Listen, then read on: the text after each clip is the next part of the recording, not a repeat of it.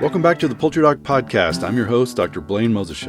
Each week, we bring you board-certified veterinary guidance to help your flock thrive. Let's head to the coop.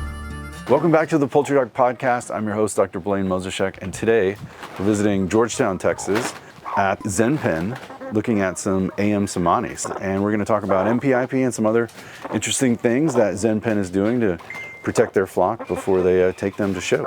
So today we're going to talk a little bit about NPIP, which is the National Poultry Improvement Program, and why it was started, what it's in place for, and some of the regulations too that states require to get birds in and out.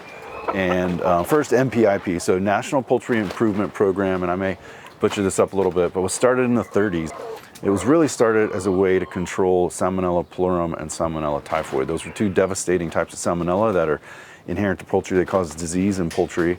Unlike some of the other Salmonellas that cause disease in people, these are vertically transmitted Salmonellas in poultry that have devastating effects on the industry. So the government created NPIP to try to limit the spread of Salmonella Pullorum and Salmonella Typhoid and get those out of the industry and better poultry genetics, really. Because those two are vertically transmitted, which means when a hen, which he is not a hen, lays an egg, that Salmonella is transmitted in the egg. So those efforts were done again back in the 30s to eliminate Salmonella. And it has done a very good job. There's very little of that that exists today.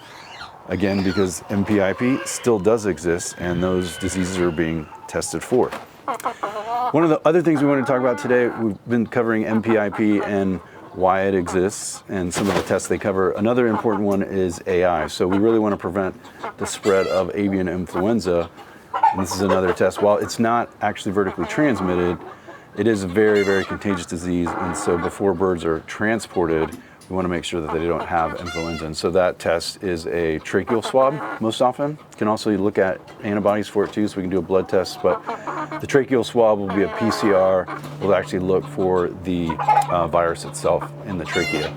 So anytime you transport birds across state lines, you're almost always going to have two different tests. One is a Salmonella PT test, so that's going to test for Salmonella Pullorum and Salmonella Typhoid. And then lastly is an influenza test. So they need to be negative for Salmonella PT and negative for influenza in order for them to cross state lines. If they were positive and you actually transported them before testing, you will very likely lose your flock. So it's important to maintain and go by all those regulations. They're in place for a reason to prevent and protect other poultry. Again, you don't want to lose your flock because you failed to test for something and then the test came back positive. So always important. So in addition to Salmonella and influenza that we've talked about, NPIP also has programs to monitor Mycoplasma in chickens and turkeys. So you've probably heard us talk before about Mycoplasma synoviae and Mycoplasma gallisepticum. And then there's a third in turkeys called Mycoplasma meleagritis. So NPIP, being that all three of those are vertically transmitted, there's also statuses to monitor mycoplasma. So they're MS clean, MG clean, and MM clean. And again, those are also going to be monitored, and they're monitored via serum testing. So we can do a blood test to look for antibodies to those. That's one way to do it. And they're tested every 90 days. So about every 90 days, you would need to submit around 30 birds, or depending on how many birds you have, it's really dependent on that. But you submit samples on a 90 days or every 3 months to maintain that NPIP status, clean status. So again, there'll be MM, MG, or MS. Okay, so we've moved on to the new variety at Zen Pen here. We've got an Indio Gigante, beautiful bird, calico. And we're going to follow up on a few more things with NPIP. So talked about mycoplasma, we've talked about AI testing, we've talked about Salmonella testing. Who's doing all those tests? That's the other important thing we need to talk about. And we've got two different options really. One is you have a veterinarian with a Category 2 certification to come and do your testing. So that's going to be, again, for the Salmonella and AI testing most often. And then you can have testers come in that have been certified under USDA 2 tests. So there's a couple different options you have there.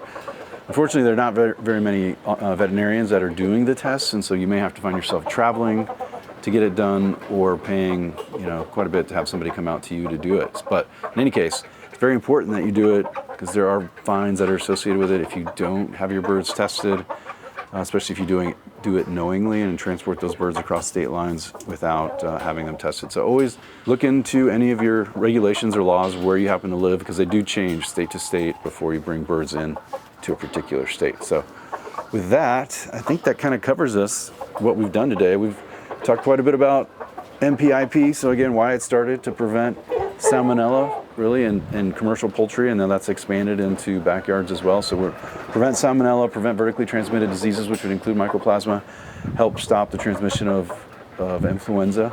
So the program still exists today, and soon we're going to have hopefully the director of the NPIP doing an interview with us, and she can discuss more about it in much more detail and probably more accurately than I can. So we're looking forward to have Dr. Denise on here soon. With that, I encourage you to also visit Zen Pen Poultry and check out some of these awesome breeds that they have and some of the cool work that they're doing to promote some of these and breed really cool stuff. So check them out as well. This is the Poultry Doc Podcast. Thanks for joining, and we'll see you next time. Don't forget to like and subscribe and do all those things too. Appreciate it. Talk to you soon. Bye.